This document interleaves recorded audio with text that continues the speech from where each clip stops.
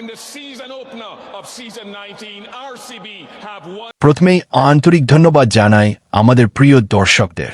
আজকের ভিডিওতে থাকছে এমন এক কামব্যাক স্টোরি যা শুনলে আপনি অবাক হয়ে যাবেন। হ্যাঁ, আমরা বলছি এর কথা।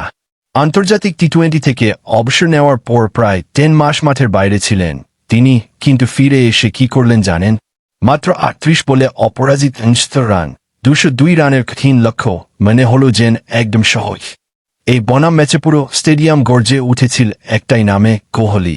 কোহলি এই ইনিংস শুধু ম্যাচ জেতায়নি, গড়েছে একের পর এক রেকর্ড। আইপিএলে 64তম 50 রান তারায় প্রথম 4000 রান করা ব্যাটসম্যান, আর মোট 8730 রান আইপিএল ইতিহাসের সর্বোচ্চ। এমনকি 2008 থেকে এখন পর্যন্ত প্রতিটি আইপিএল মৌসুমে খেলার রেকর্ডও এখন তার দখলে।